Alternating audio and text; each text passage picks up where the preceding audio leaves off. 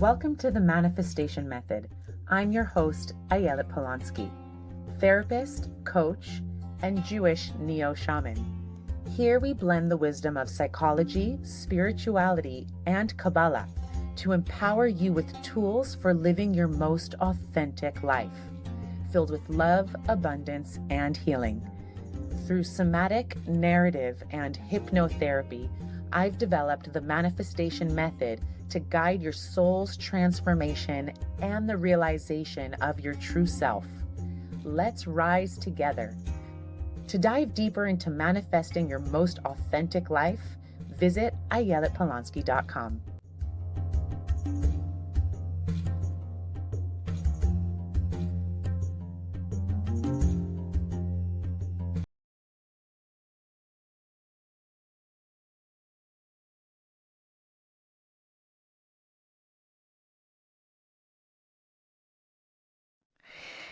Hi, everyone. Today, we're honored to welcome Madison Margolin to the Manifestation Method podcast.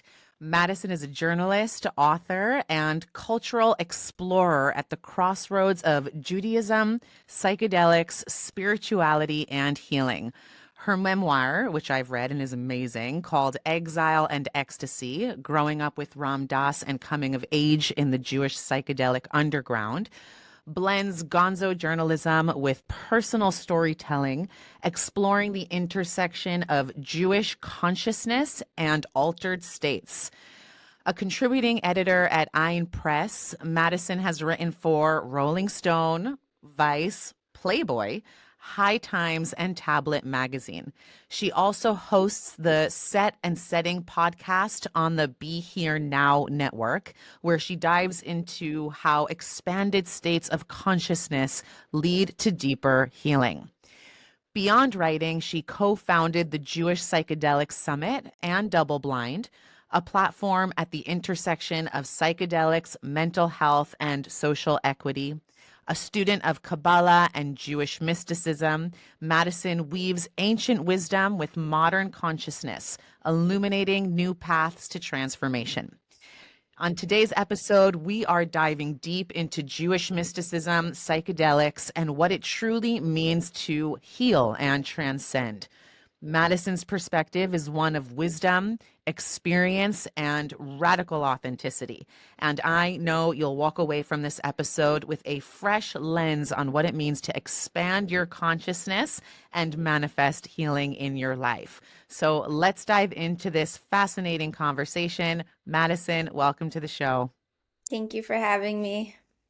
For sure. Now, I just want to start by saying I think I am entitled to some bragging rights because Madison is not just someone who I happen to be interviewing, but she's a soul sister. So I have a signed copy of her book right here, which was hand delivered all the way from Israel. Okay, so let's just jump right in because I have a lot of questions and I feel like this might be a part one of two episodes, but let's see where it goes. So, okay, Madison, your book, which I said I love, is deeply personal. Like you go into some like really vulnerable places and you intertwine your own spiritual journey with Jewish mysticism and psychedelics. So, just to get us started, what inspired you to write Exile and Ecstasy, and what do you hope readers take away from it? Yeah, so I never came up with the idea okay, I think I want to write a book. Like it was just like it was coming. Like there was no way out of it. Like I felt like ever since I was a kid, I was like living this story and the things that I grew up with, the people, the community, the things that I learned growing up, and then like the way that they were handled like through like interpersonal relationships, like it was all just like so ridiculous that like it was like there was like a very clear like narrative, like, I would have friends growing up who'd be like, your family needs a TV show, and I'll talk about like what I mean by that. But, I was always naturally a writer. I've been keeping journals since I'm 16 years old. And so I have hundreds of pages of handwritten journals combined with like this lived experience of growing up the way I did, and then going to journalism school and sort of like really having the tools to put all of that together, both the experience and the writing kind of blends itself into like natural journalism, and in my case, gonzo journalism. So, I'll say like the book. So I grew up in the community surrounding Ram Dass, or really the community who was surrounding the guru named Curly Baba or Maharaji, who was Ram Dass's guru, my father's guru, and the guru to many of their close friends who are people like my uncles and aunts. All of these like post-Holocaust boomers from Long Island and LA, and just like Jewish people who were seeking spirituality and like not finding it in Judaism. And so they went to India and found it there. And my dad also is a criminal defense lawyer and was like very much like fighting the drug war. And in journalism, so I grew up with a lot of kirtan, like Indian Hindu chanting events, like Ram Dass being like a household name, also like coming through the house, like here and there for dinners or family functions or things like that. And there was a lot of like entertainment value. And then when I was in journalism school, I fell in with reporting on the Hasidim in Brooklyn, and I found that there was a lot of intersectionality between the way they were practicing Judaism and seeing spirituality and God, and actually how that really reminded me of the way that I grew up. And the situations that I found myself in, like, I don't know, being in an ayahuasca circle where it's like, everyone's speaking Yiddish and, singing nigunim or like old Jewish tunes as the medicine music. It gets so, again, there's so much entertainment value, but it has so much like substance to it as well. And like, again, naturally being a writer and like processing my experiences through writing, like there was always a book in me. And it wasn't like to answer your question now, going back around, it wasn't a decision to write a book, but it was just like naturally, like, when is this book going to be birthed? Like, when is it just going to like have its time to really come into the world? And so I was more like, I feel like a channel for the story. And for what people should take away from it is I hope that they realize that, I want people to recognize that like where they come from is like whether it's something that's inspired you or traumatized you or usually both, like Yeah. that like there's like a Talmudic phrase like the handle of the axe comes from like the forest that it fells, or like basically that the point of your injury is also the point of your healing. And so Mm. for anyone who reads the book to like look at where they come from and their own like roots and spiritual heritage, and like really find like resonance with that and like come home to themselves um through like this the full circle of like maybe having left home or left the self in order to come back. Yeah, and I love that. I think that's such an important point. It's like I always say, like, bless the trauma, Mm. like bless the trauma, right? Because it's like I am who I am as a result of, right? So we can't disqualify it. I think we're so quick to blame our parents or our ancestors for our trauma, but it's like, are we ever stopping to say thank you for who we've become and for all of the gifts that we've been given? Because I'm sure if we look, those are there too. Right. Exactly. So you grew up in a unique intersection of Jewish tradition, from what it sounds like and what I read in your book, and counterculture. So more specifically, how did that shape your views on spirituality, psychedelics, personal healing?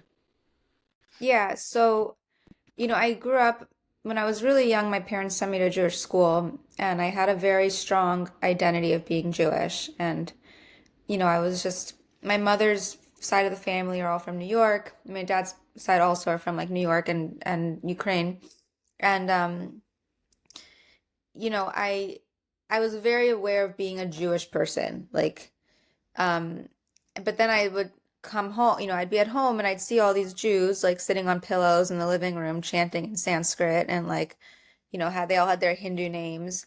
And I said to myself, like, what, like, doesn't like Judaism have this too? Like I was really curious, like, is what they're searching for in Hinduism or Burning Man or yoga or whatever meditation, like available within Judaism? Like, does Judaism have these elements? And so, and again, I think I was always, whether it's like just the type of person I am, or sniffing out like a sort of lack of authenticity in like the way my parents were doing it. Like I never had like a Hindu name, for instance. Like I never really took on Hinduism as a spiritual or religious practice personally, and like neither did they. Like neither like my dad really, for as much as he like found techniques to regulate his nervous system and chanting and yoga and meditation, like there was a lot of shtick involved with it as well. And, it's like, oh, you couldn't understand Hebrew, so you felt turned off, but oh, Sanskrit, like you understand. Yeah, right. Like, so it's like, it's like, why this, then that? Like, what's better about it? There is no better.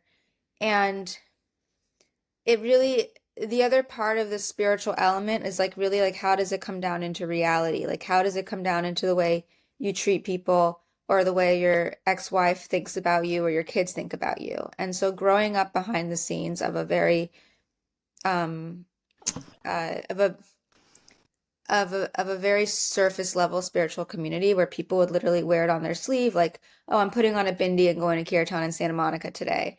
Um, Totally. like like I was the kid sort of like seeing like the back end of like really messy divorces. Like my dad's been married 4 times. Um, my parents' friends had been married many times, and like there was a lot of like, like emotional unwellness, I guess, where my question was really like for all this spirituality and like love everyone, quote unquote, like how does that translate to like the way that you're treating people? And so it really influenced me both in like wanting to find like a grounded sense, a grounded sense of spirituality that also had application and like a moral code. And I was getting like more education in that from Hebrew school, or just at least as I had been exposed to. And it's not to say that it's not in Hinduism, but these are people who left Judaism who are like playing on the surface of Hinduism without going deep in either one. And so it just became like a very like surface level, like spiritual display without groundedness. And that's not to say that like Ram Dass did that. And there are people in that community who I have like only the utmost respect for, Ram Dass, Krishna Das, a lot of people who are very real and are very learned. But the way that I saw it played out as a kid was more complicated than that. Yeah, I can really relate to that. Like, you know this about me. I spent 6 years living at an ashram in India, devoted to an enlightened master studying Hinduism. And, something that I just kept asking myself while I was there over the course of 6 years is like, why is he on a stage with actual smoke machines and a projector behind him that's like shooting fireworks, like literally, literally, right? And then from India, I ended up in Israel for 8 years studying Torah and Kabbalah. And I was just with a friend the other day, and she was asking me, she's like, why aren't the synagogues, like the Jewish synagogues, as elaborate as some of like the mosques are or the Hindu temples? And the one thing that I could think to respond was because the aesthetic is not what we want to be front and center, right? It's about connection and devotion to the divine. And so you see a lot of these synagogues are like falling apart, but you go there for an inside out experience, not an outside in. So, and I also agree that there are a lot of authentic Hindu and Buddhist and Muslim lineages, right, where the devotion to God is front and center and it is an inside out experience. But it's just so interesting to see how like the intersection of that, you growing up as Jewish, but putting on a bindi and going to Kirtan in Santa Monica has like influenced and shaped so much of your life's experience, which is really cool. I think there's also I just want to say there was like a lot of using like be here now as like a bypassy thing.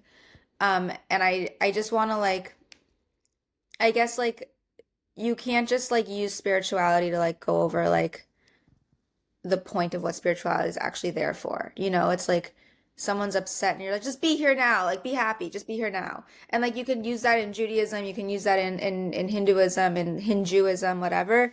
And it's like, okay, like being here now actually means like acknowledging what is fully here inside yourself, and like working with that on like an internal level as well as like external to like who's like it's actually like a call to like mitaken what you're actually present to and being awake to that rather than bypassing it. Mitaken meaning like to fix, to To do like a fix, yeah. spiritual healing, fixing. Yeah. Mhm. Yeah, 100%. And some of the most amazing people I know are Hindu, and some of the most awful people I know are Jewish. I hate to say that. And some of the most amazing people I know are Jewish, and some of the most awful people are Hindu. So I think we can say that across the board. And I just love what like that definitely like what how you bring the whole idea of be here now. Or one thing I always say is like these spiritual masters that are just telling you to let it go, right? Just let it go. No, if you're experiencing fear and you're walking down a dark alleyway and some creepy person is following you, telling someone just let go of the fear is just an irrational unrealistic expectation. So I love it. Just like be present with what is here now, and that actually takes me to my next question, which is, in your book you explore the connection between psychedelics, which I think is a portal that allows us to really be here now, right? So you connect psychedelics and Jewish spirituality. How do you see these two worlds intersecting? I think that Jewish spirituality is psychedelic, and I think that if you're following the Jewish calendar, have a Shabbos practice to the degree that you want to keep it halachically or not, like just being in like the altered state that is Shabbos, as well as each holiday or like each day of the week even has like a different resonance, right? Like Mhm. Sunday, Monday, Tuesday is like thought, speech, action. Like this is like Arizal, like Kabbalistic stuff.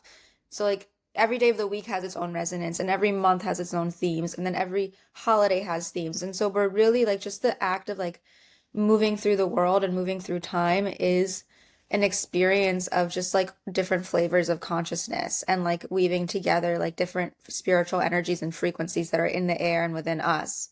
And when you're attuned to that, like it's a psychedelic experience. Now, granted, I needed psychedelics to wake up to that. Like, I don't know if I would have experienced the altered consciousness of Shabbos to the same degree had I not combined psychedelics with Shabbos. Mhm. But then so having like you can read about Shabbat being like this palace in time, as Heschel says, or like a container of time out of time where you like put aside these 25 hours and then within that you're just like beyond time and don't have a sense of it. Mhm. Now, to really like know what that means, you might need to experience that through psychedelic influence but it's not necessary. It just kind of like jumpstarts you. But Mhm. then it's like when I did psychedelics, I actually understood a lot of these Jewish concepts on an embodied level. And then Judaism itself became the integration of my psychedelic experience. So, like, I did, one of the first times I did ayahuasca was on Shabbos, and we were singing Shabbos songs um, and like I was with the same community of people who I was anyways spending Shabbos with every week and doing, even some of the prayers and like lighting the candles, whatever, and it like all sort of got infused with like the psychedelic flavor so that like every Shabbos after kind of brought me back to that kind of consciousness and it became a bridge and an integration tool. And I think so much of Judaism, like the practice of Judaism um is the integration of psychedelic consciousness. Yeah, well said. And I wonder if then psychedelics becomes a really good additive or outlet for people who may be practicing Judaism halakhically, right, according to the rules, but are doing it more so robotically, right? So then I imagine that psychedelics allows for kind of like an infusion or an awakening of why we're doing what we're doing, so that the meaning is not lost and we no longer do it robotically, right? Yeah, I would say that like the when I was like doing a lot of reporting on, the intersection of Judaism and psychedelics and talking to a lot of Hasidim, especially those who had done psychedelics. A lot of them said to me, like, it was not until I did, acid or ayahuasca or whatever that I knew what the Baal Shem Tov was actually talking about. So I think Mhm. like psychedelics help us really embody like Hasidus and embody Torah on a way that's way more profound than just like learning it.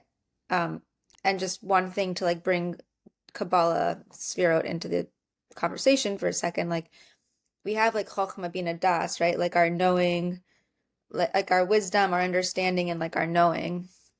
And like the way they're organized is like Das, the knowing is like at the bottom of the intellectual faculties above the embodied faculties. And in like Torah, when you say to know someone, you mean like actually to intimately know them, to like have sex with them or whatever.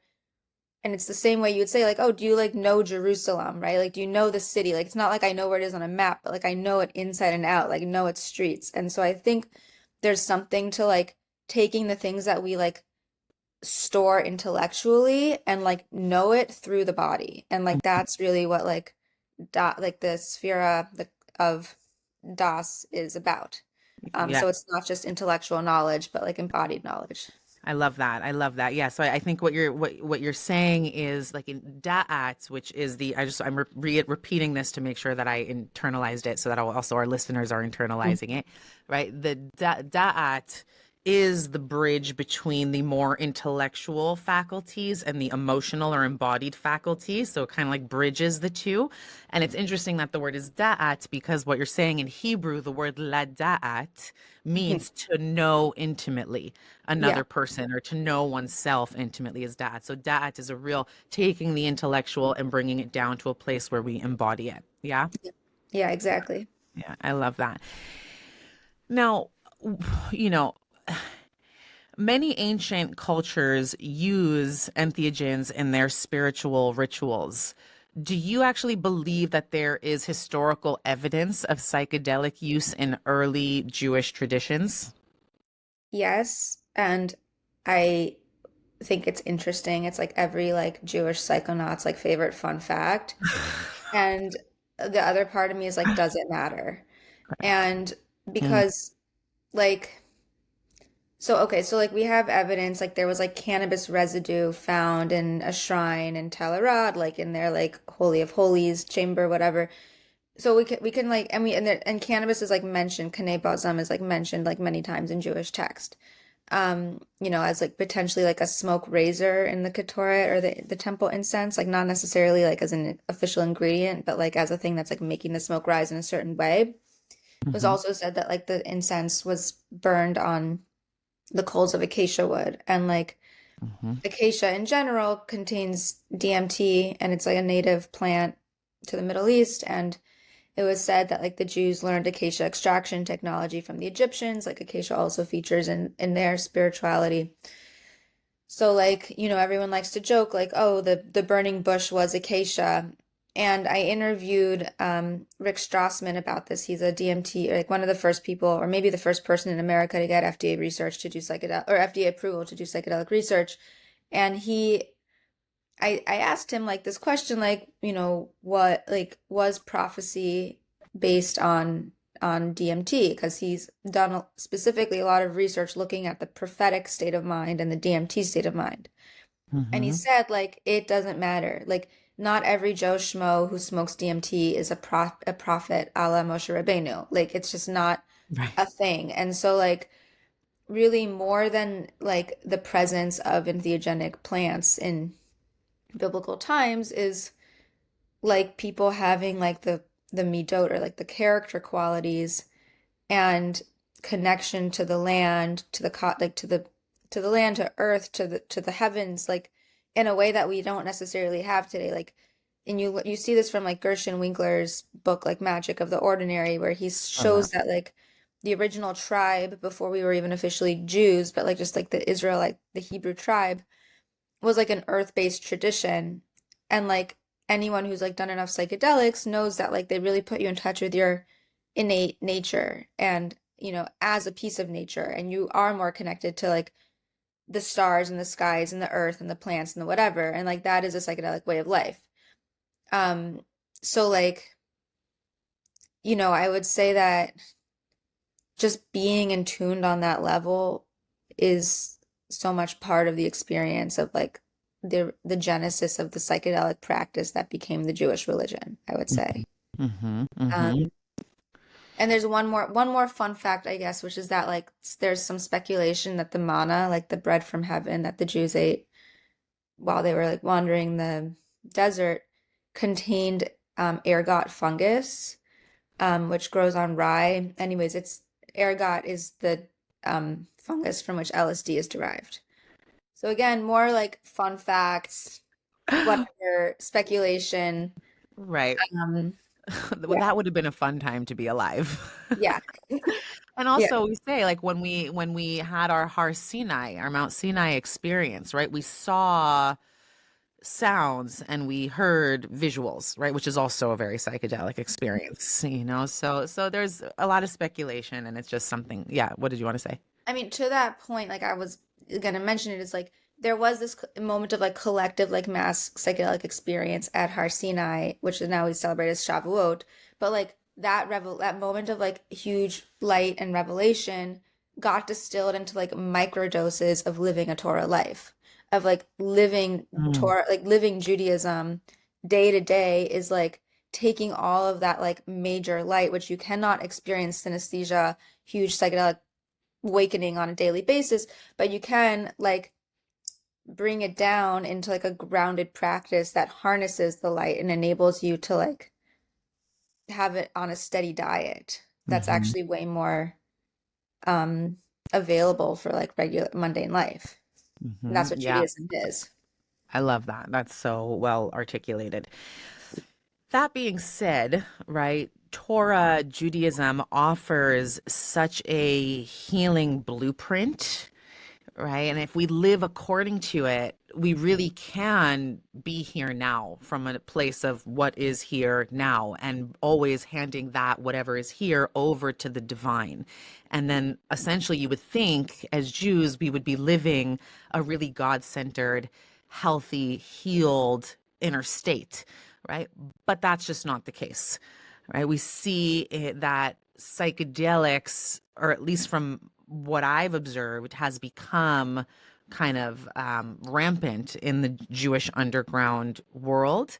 And it's kind of, from what I've observed, correct me if I'm wrong, being used to like escape or to, either to heal trauma, which is valid, but in many cases to escape.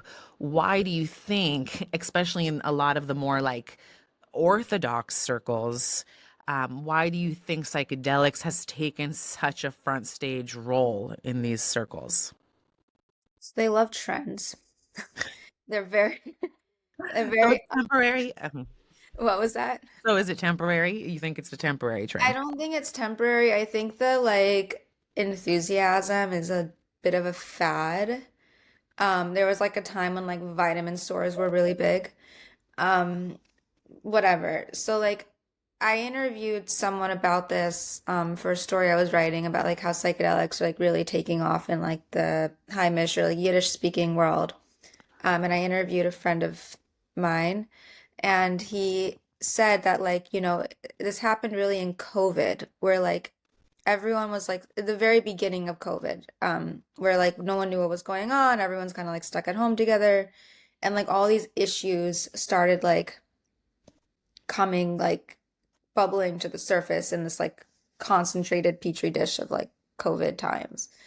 And it's also been enough generations away from the Holocaust that like rather than like just fighting to survive, the especially like the Orthodox community has like done very well. Like they have all of their basic needs met. So it's not like a question of like how am I putting food on the table, but now there's like actually the freedom to really like like notice these things are like now bubbling up right to the surface, like all these emotional issues and past traumas and whatever, and also like having like the time and resources to address them. So like we're in a sort of like environment where people are, again, especially in that community, like they reproduce like every 20 years, like we're four generations out of the Holocaust.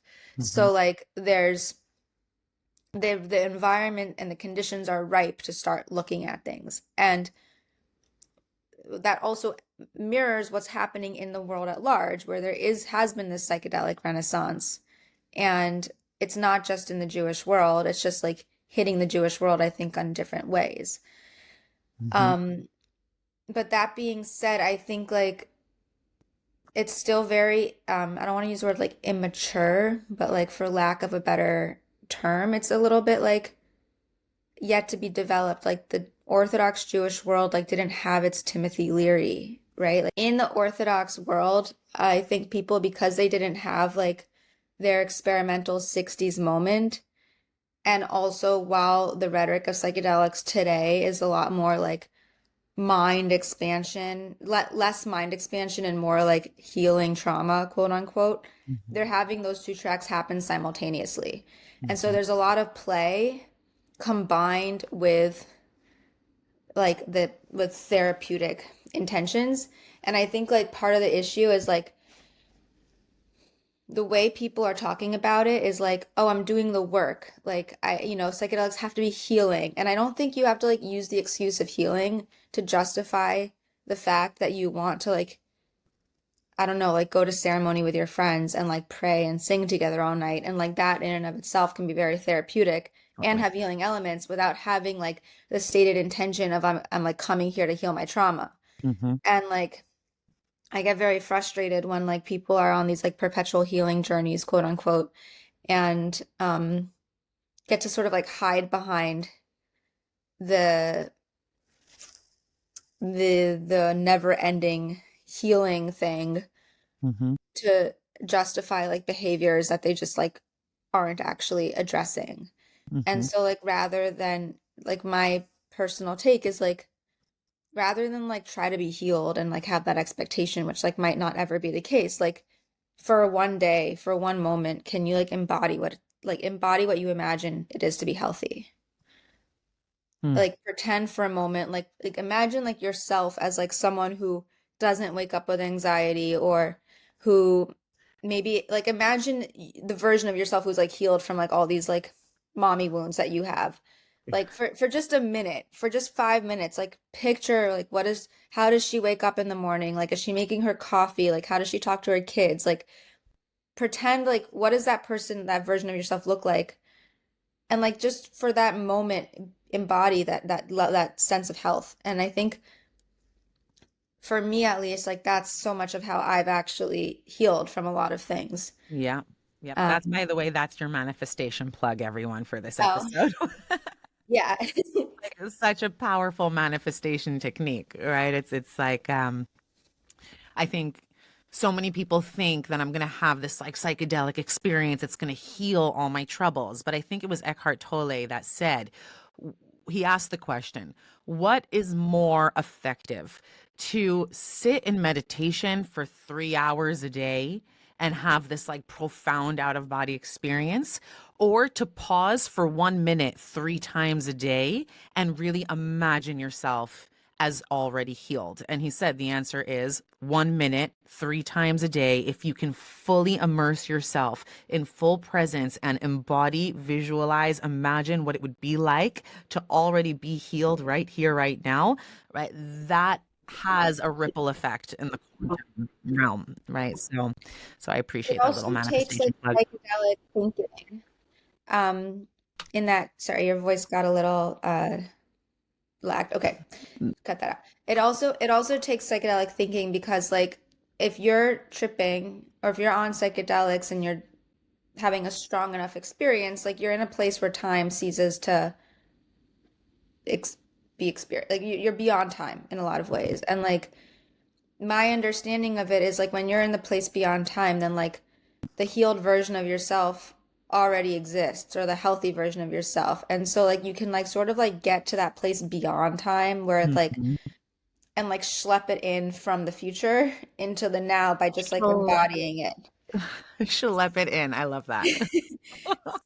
So that's like really, and it took my experience of psychedelics to like have it took psychedelics to have a concept of what that even is, to know that like simultaneously like everything exists at once. Hmm. And like how do you from like these upper worlds where there is no time, how do you like then bring it into the lower world and manifest it here? Yeah. And I think it like is way more, this sounds so abstract as I'm saying it, but like to someone who's on psychedelics, it would make a lot more sense and feel a lot more possible and relevant. So I think combining, and for me, it's like really a prayer manifestation technique. And especially for religious people or, people who have really a true context for what prayer is. Mhm. Like, you talk to a secular person and prayer is such like a foreign word and foreign concept, but like for people who have already a prayer practice and like they can reconfigure that and combine it then with psychedelic practice, I think it's beyond powerful. And you don't have to say that you're here for healing, and you don't have to say that you're here for just prayer or whatever, but like the the lines between healing, partying, prayer, therapy, whatever, like are way more hazy than like Western science would like us to think. And like that's just all like a PR campaign to like get, these medicines legalized through the FDA and decriminalized and all of that. But like, it's just like once you like eat the acid and like look at what's going on, it just all seems so silly to demarcate them. Yeah, absolutely. And also, I personally see psychedelics or plant medicine as a portal of possibility, right? It gives us access to what is possible. And then, but real, if we're talking for a second manifestation and where I guess let's go there because you're the psychedelic person, I'm the manifestation person. So it's like if we're bridging those gaps, right? Manifestation is about tapping into a vibrational frequency that is aligned with source, which is essentially beyond time and space, right? And when you're activating that frequency, which kind of happens to us as a gift when someone's on psychedelics, right? But if you can then do psychedelics as a portal of possibility, not look at psychedelics as the answer to all your problems, but as an opening of what's possible to access that frequency and then kind of anchor in that experience into your system and then take that into your integration as a day-to-day practice of stopping for 1 minute 3 times a day and remembering that psychedelic experience that you had and what it felt like. You're in that moment shifting your vibrational frequency to one of ecstasy, we'll call it, right? And that does have a quantum impact in the realms that are beyond time and space, hence the art of bending time, right? Exactly. And I think also like psychedelics, because the brain is a lot more malleable during the psychedelic state, like the default mode network, which is like the seat of the ego and certain like habits and patterned thinking, like is the activity on a classical psychedelic like LSD or mushrooms or ayahuasca, DMT, whatever, like the activity in that part of the brain is diminished. And so the brain is like the imprint of doing a practice like that has a greater impact like on like a physical, material, neurological level. And like the lines of like the material neurology and like the spiritual like mind, like greater consciousness, universal consciousness, God consciousness are all like that line is a lot more open. And like when the psychedelic leaves your body, hopefully like you've made an imprint that you maybe would not have, it would have taken way longer to make if you had just been doing it through like natural methods. Yeah, yeah, absolutely. Now, what would you say then on the note of like, some people they do have these really ecstatic psychedelic experiences where they're like dancing in the clouds with God, right? Amazing. Now, some people have really challenging experiences or what we call like a nothing burger, right? Like they don't feel like they're having an experience. Like how I guess my question is like how would you help navigate a person who's coming to psychedelics and is meeting themselves at a really painful place? Like how do they take that into integration and use it as juice to transform? Yeah, I mean, I think like so much of the healing or like I think so much of it is meaning making and narrative. Hmm. So like if you're like dancing with God in the clouds and you're actually physically dancing, like the same way they say like trauma lives in the body, right? Like so does healing. So like your body's gonna remember what it feels like to dance. Hmm. on psychedelics. And so make dancing a practice in your regular life. And you're like that physical embodied sensory practice will be infused with the somatic, psychological, spiritual consciousness of the psychedelic at the same time. Now, Hmm. if you're on a psychedelic and you have a really painful experience, and you're not necessarily like, clapping, dancing, whatever, but like you're just like wreathing in pain, psychological or somatic or whatever, like the way that I talk about it,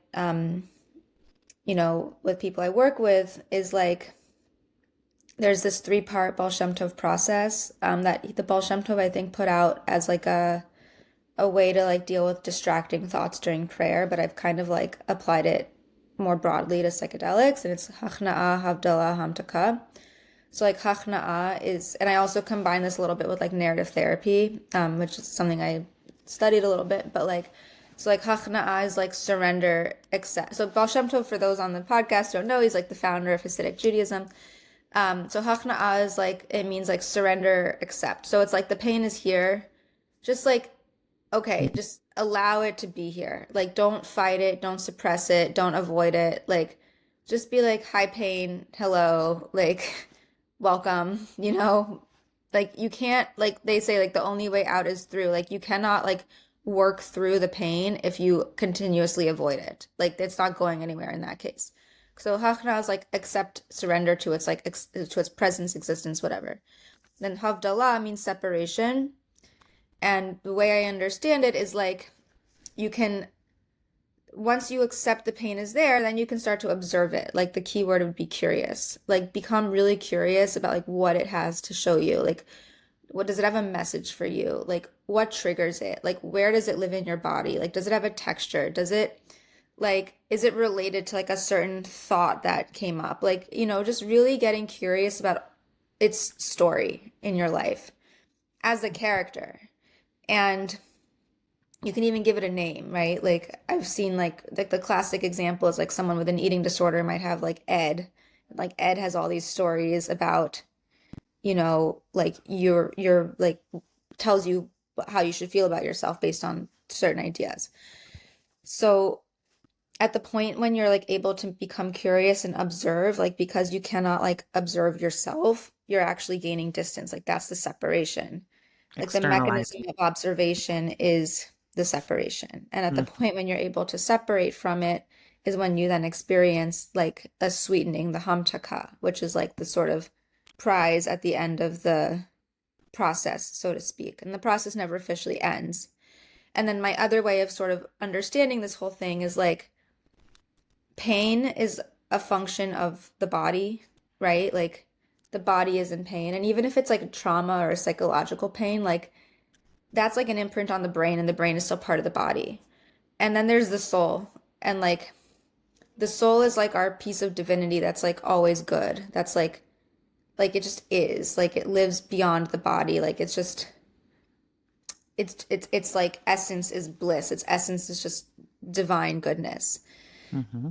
And when we can like identify as a soul, which also means like shutting down activity in the default mode network ego section of the brain, and like less as like our bodies or our individualized like selves in this incarnation right now, Hmm. like but like the self, the soul that's like beyond time and space and materialism, then like the pain of the ego, the traumas of the body, the traumas of the mind are all like are all like like um like decorations on this life, so to speak. Like they're external, even the things that we think are so deeply internal, like they're not the soul, right?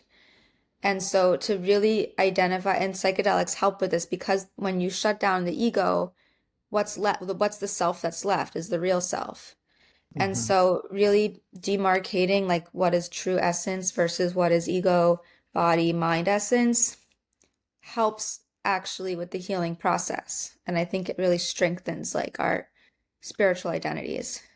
Yeah, I love that. I love how you brought in narrative therapy. I'm trained as a narrative therapist, so I love that approach and like looking for the glimmers, right? Which I Hmm. guess in a way could be like a piece of the hamtaka, right? Like the sweet spots. And then even like how you brought in some like IFS, internal family systems work, right? Like accessing self energy in order to differentiate what's coming from ego and what's coming from self.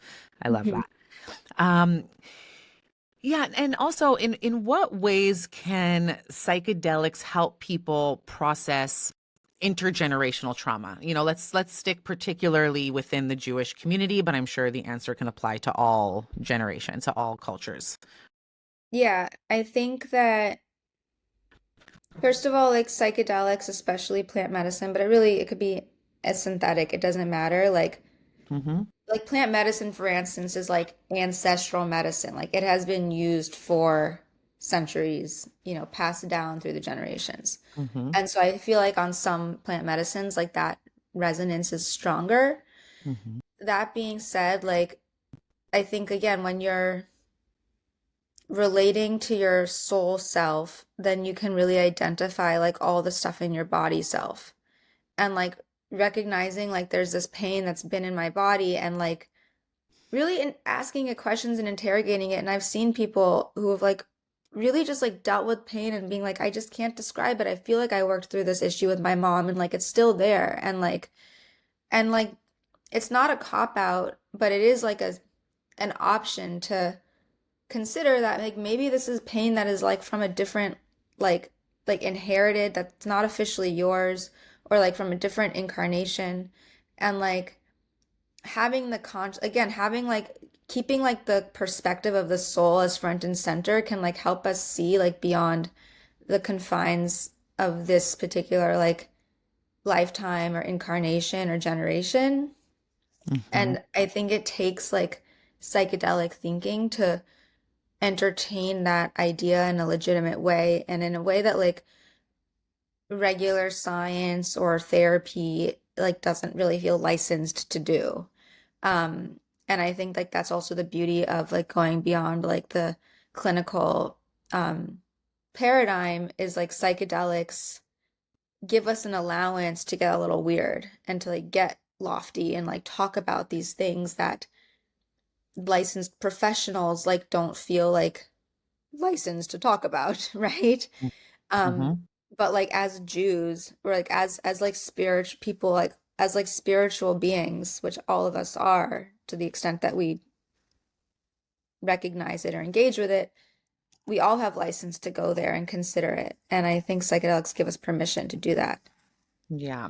I also love that you coined the term just now, psychedelic thinking, right? Meaning it's like it can be a moment to moment mindset versus a space in time where you're actually under a substance, Hmm. because like even for me, I think I've had one of my most profound, um, like psychedelic moments sans medicine, without medicine, when I was in a temazcal ceremony in Costa Rica, right? So you're kind of like in this tiny little hut and it's like hugging you and it's tiny and it's 100 and something degrees and there's a fire pit with hot coals in the middle and you're in there for like 3 hours, right? And it's like all of a sudden there's steam and it's hard to breathe. And when I was in there at one point, I like saw myself surrounded by 7 generations back of my ancestors in the Temescal with me.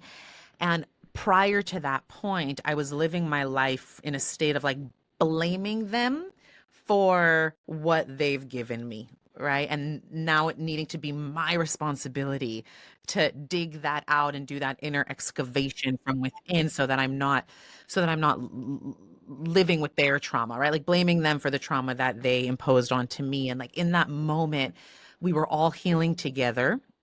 And again, this is like without any psychedelic, we're healing together. And something just like paradigm shifted inside of me. And since then, I went from blaming them to thanking them for all of the struggles that they've been through and everything that they must have had to go through to get me to where I am today. And it might not sound so profound when I explain it, but in a somatic, embodied level, I like feel the gratitude I have towards them. And like it's I love that like psychedelic thinking. But I also believe that plant medicine psychedelics, again, it's like a portal of possibility to show you what you can have on a day-to-day basis. Yeah, I mean, I think psychedelic thinking is just like anything that's like paradigm shifting, like beyond the paradigm. Like Kabbalah is psychedelic, like showing you that there's more than one layer to the reality that you think is just one reality. Like there's so many different worlds, right? Like Kabbalah expands your consciousness psychedelically because it teaches you that like there's other worlds, there's other realities, and you can hold multiple truths at the same time and reconcile that, God willing, in like a concept of oneness and unit of thinking, which is like God consciousness, psychedelic consciousness, rather than like getting caught up in duality minutia on a surface level. Yeah, totally. I mean, Kabbalah is psychedelic. It's like the Yeah. ultimate psychedelic. Now, how do you integrate the lessons from psychedelic experiences into everyday life, right? What rituals, what practice plays a role in integration? Because what I see a lot of are people going to these psychedelic experiences and viewing the actual experience itself as the portal for healing and kind of dismissing the time periods in between the journeys themselves. So, what would you say to that piece? Journal, journal. A lot of people say, oh, I'm not much of a writer, you know. Okay, so like find a way to express yourself. Like I do really think journaling is really important because it's just like puts into words. Like it could be a voice note, whatever. Like Mhm. just like record what came up. Part of that is so you can look back on it and learn from it. The other part of it is like once it's like literally out of your system, like it's out. So like write it out, like expel it, like take it out from your mind and put it, like get rid of it. And same with talking it out, which you could do through his buttages, which is like this one-on-one chat with God. It's like a sort of prayer meditation technique. Um, I would also say like embodied sensory techniques and props to use as a bridge from the psychedelic consciousness into your regular life. So whatever you do with your body or the five senses during your psychedelic experience, extract that as a souvenir from the journey and use it in your life. So what music was playing, like listen to that again. Like did you find yourself going into child's pose like the whole ceremony? Like okay, like, you know, light a candle and just like sit in child's pose and see what comes up. Like your Mhm. body remember like through the positioning, your body remembers it. Mhm. Dancing, prayer, right? Like was there a certain like were you reading from a sitter? Was there something that stood out to you? Like Tehillim or like different sorts of like books, liturgy, essential oils, like scents, incense, like your sense of smell is the most connected to memory, so that will bring you back there the most easily. Um, yeah, see, hear, taste. Taste is tricky, but like, you know, if you know, like it could, there's certain opportunities to take you back there. So, Mhm. um, that would be my recommendation. Yeah, and to the piece on for those who are not big journalers, even though I second that, I think putting there is something even just like from a manifestation perspective, really potent and profound, getting it out of your head and putting it in like something that's 3D on paper. But for those who are more into like talking it out, if you don't have a therapist, I think it's really, really crucial in between journey space to have a therapist to process your journey with it. Um, it just helps with the embodiment of the experience, like deepen the embodiment of what you experienced. And also, you mentioned Hitbodedut, which is a practice of talking out loud to God. So there's actually like a blueprint for this because even if it might sound obvious, like, oh yeah, I can talk out loud to God, that's easy. Try it. It's really not so easy if you've never done it before. Like a lot of people start a Hitbodedut practice and they're like, this is really awkward. I feel like I'm talking to the wall. I feel like a crazy person. I don't know what to say. My mind is blank. Right. So there's a book. What is it? Is it Where Heaven and Earth Kiss? Do you know that one? What was it called? Where Heaven and Earth Kiss. Where Oh yeah, I Heaven know and that. Earth Kiss. Mr. Bergman. Yes, I know the book. That's like Bergman, yeah, and it's like a whole blueprint on actually like how to talk to God, right? You would think it's an obvious, but not always. Um, okay, now, hmm, l- for someone curious about using psychedelics for healing or spiritual growth, let's say someone who hasn't necessarily like dove into that world yet and is maybe feeling a little bit nervous or cautious, or, kind of like there's fear of the unknown, and that might stop them, even though there is some curiosity and a desire to step into it, right? What advice would you give to that person who is curious about psychedelics but hasn't yet ventured into that world? Yeah, I mean, I think like psychedelics really come, the urge to take psychedelics, I should say, comes from like an inner calling. So like even if everyone around you is doing it, or even if your therapist tells you you should do it, like it has to come from within you. Now, granted, like if you're nervous, if you're curious and called, but you're nervous and scared, that's really healthy because like these are really sacred, they can be really sacred substances that a healthy dose of like reverence is a good thing. And it's like a little bit of a leap of faith. It's like taking it is like you jumping off a bridge and like hoping God catches you. But also like it's like that hand that meme thing where it's like you see the guy at the edge of a cliff and like the hand is catching him, but also the hand is pushing him off. And it's like that's both our God. Like God is compelling you to like get to the edge of the cliff and also there to catch you when you fall. And there's an element of like taking the leap of faith if you are Mhm. able to also recognize that you've done the hishtadlis or the efforts in order to get there. And so part of it is like asking yourself certain questions, like having the kalim or like the container which you would weave together through your own midot or like features like your character traits, Mhm. developing developing yourself to the extent that you know that like you are able to handle like the light that's going to come in and be able to catch it. Like it's you don't want it to slip through your fingers and you also don't want it to like expire you. So um so like really having practices in place already, like the same way like you would like read a guidebook to Paris and then take a trip, like do your research and like do your preparation. Like maybe you're like taking some French lessons. Like maybe you're doing everything you can do to like really like get the most out of the trip that you can.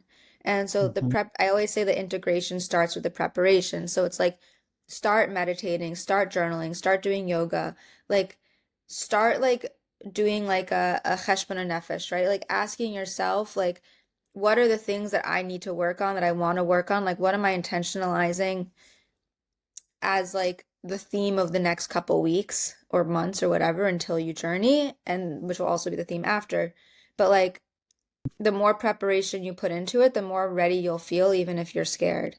Um, and I like to say also like the psychedelic journey begins like the minute you decide you're going to do it or the minute you feel called. It's like your this consciousness is like already starting to take effect.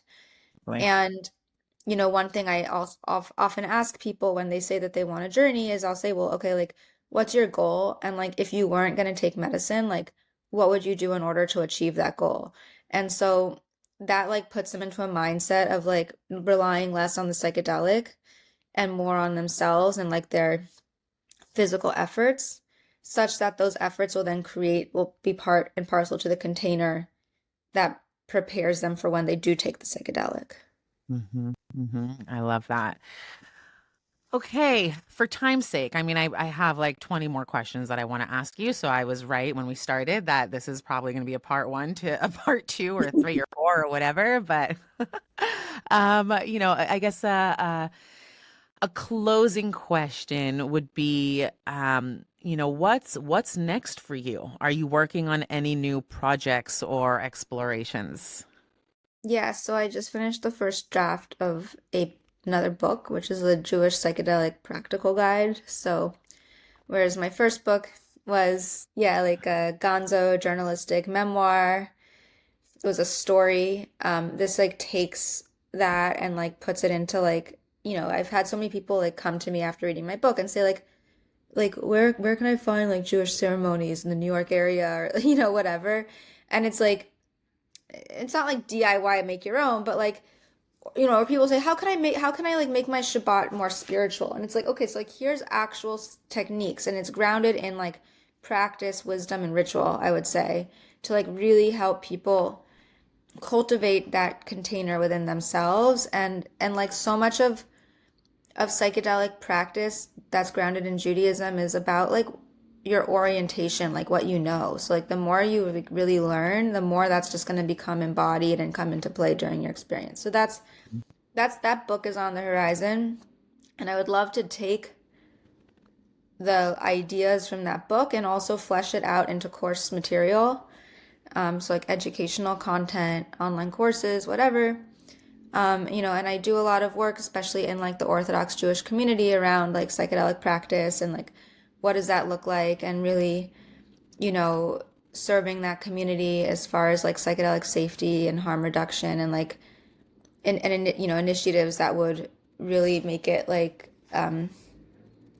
help mature the psychedelic Jewish space, because I think it's necessary. I love that. I can't wait for that to come out. I am anticipating another signed copy delivered straight to my door. Amazing, amazing, amazing. Wow. Okay, Madison, thank you so much. I'm going to share the link below to where everyone can get a copy of Exile and Ecstasy. It really, like, I think I read it in one Shabbat. Like, I was so immersed, and the story that you weave into actual practical knowledge as well just really had me captivated. Is there any other offering, or where can people find you that I can add to the show notes? Yeah, I'd say like I post most of my stuff on Instagram, so it's just at Madison Margolin. Officially, like there's a way to sign up for my email list. One day maybe I'll send out an email to that list. Um, We so still have to have our business yeah, conversation. like I really need like what I have, like I'm sitting on like so much. Like I need kaling for myself. Like it's a joke. Like it's really chaval. I'm like it's Maybe also just a coach. I think just a coach. I think you have all the wisdom, just like someone to like be like, Madison, okay, sit down and just do this today, right? that's exactly what I need. That's Yeah. exactly what I need. Yes. Yeah. So Okay. Well, yes. well, thank you, Madison. I love chatting. All right, everyone, I hope you really enjoyed and gleaned some wisdom from this conversation. Any questions that you have for either Madison or myself, please ask. We're here to serve. Thank you, thank you, thank you for listening. Happy manifesting, everyone. Thank you. Thank you for joining me on the Manifestation Method. I hope today's episode has inspired you on your journey to authenticity and abundance. Remember, your transformation begins with your mindset. If you're ready to take the next step, visit ayeletpolonsky.com for more resources and guidance. Until next time, here's to your rising.